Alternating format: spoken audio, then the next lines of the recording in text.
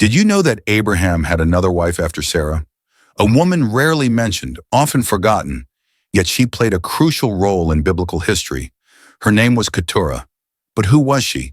And why is her story hidden in the shadows of history? Today, we uncover the mystery of Keturah, her connection to Abraham, and the powerful legacy she left behind.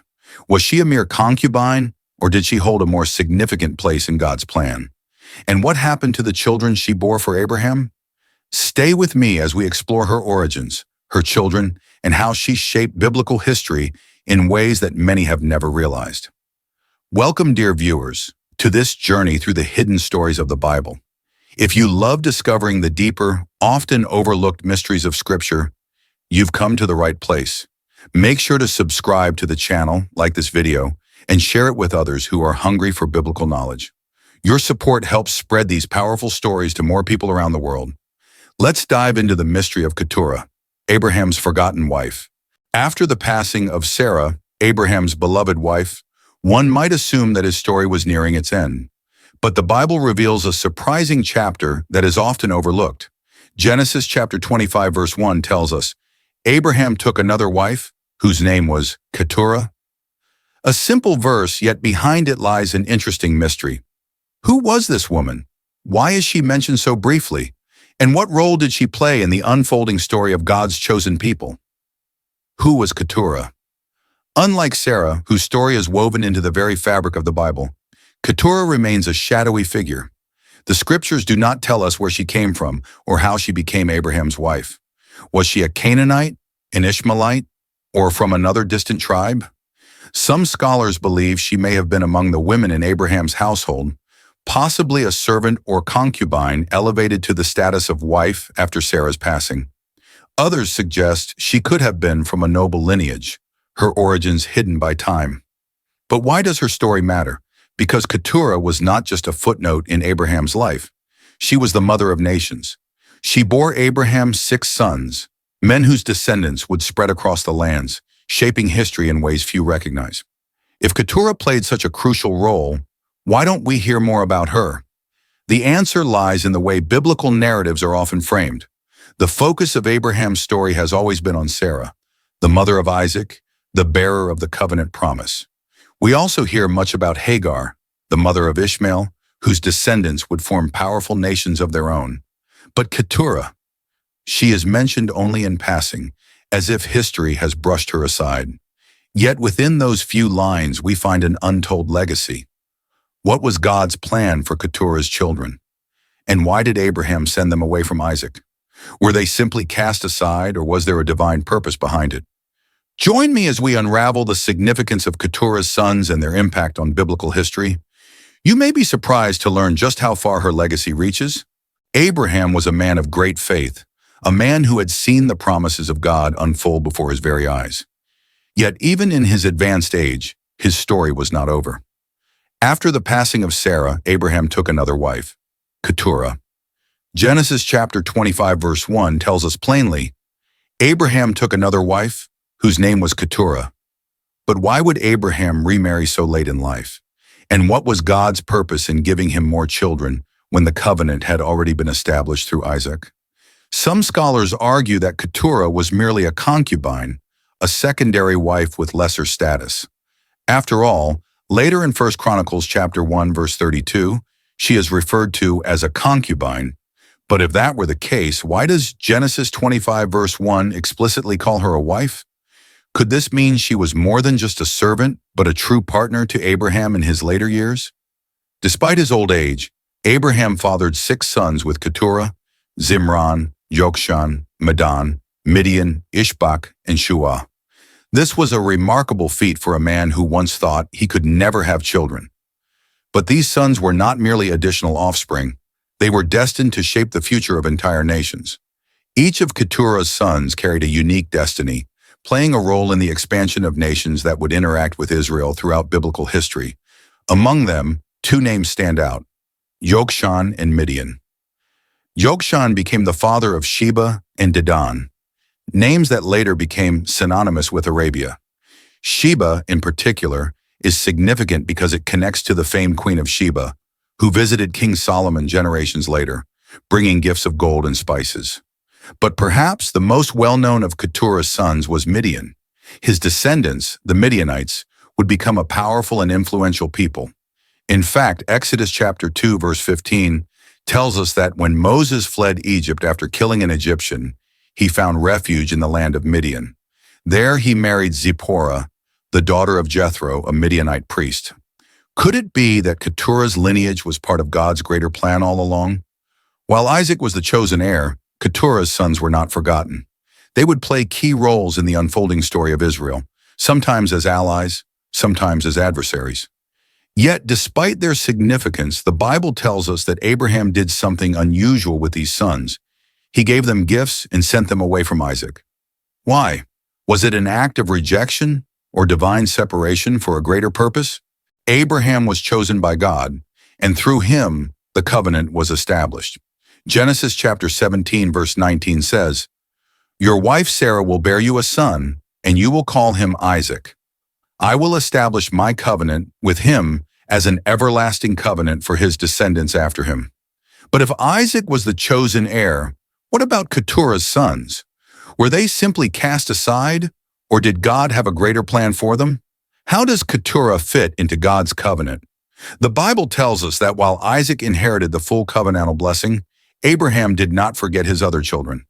Genesis chapter 25 verse 6 states, "But to the sons of his concubines, Abraham gave gifts while he was still living, and he sent them away from his son Isaac to the land of the east." This action was not one of rejection, but of divine separation. Just as God had different plans for Ishmael and Isaac, he also had a distinct purpose for Keturah's sons. Abraham ensured they had resources and land, setting them on a journey eastward where they would grow into powerful tribes and nations. Keturah's story holds an intriguing parallel to another woman in Abraham's life, Hagar, the mother of Ishmael. Like Ishmael, Keturah's sons did not receive the primary inheritance, yet they were still blessed. In Genesis chapter 21, verse 13, God tells Abraham about Ishmael, "I will make the son of the slave into a nation also, because he is your offspring." Could the same principle apply to Keturah's sons? Though they were not part of the covenantal lineage, they became mighty nations in their own right. The Midianites, the Shebans, and the Dedanites, these were not insignificant people. They influenced trade, culture, and even biblical prophecy. But could Keturah's lineage have an even greater role in biblical history? Some scholars suggest a fascinating connection, one that reaches all the way to the birth of Jesus Christ. Matthew chapter 2, verses 1 to 2 tells us, "After Jesus was born in Bethlehem in Judea, wise men from the east came to Jerusalem and asked, 'Where is the one who has been born King of the Jews? We saw his star when it rose and have come to worship him.'" These wise men, often called the Magi, came from the east, possibly the same regions where Keturah's descendants had settled. Could it be that the gifts of gold, frankincense, and myrrh were not just symbolic, but a reflection of Keturah's lineage still playing a role in God's unfolding plan? Though history may have forgotten Keturah, God did not. Her children became kings, traders, and priests, shaping events that would echo through time. Her legacy was not erased. It was woven into the grand design of God's plan. But Abraham's decision to send them away raises a deeper question. What was he protecting Isaac from? And did Keturah's sons ever return to interact with Israel? Keturah, a name whispered in passing, yet her descendants shaped the world in ways few recognize.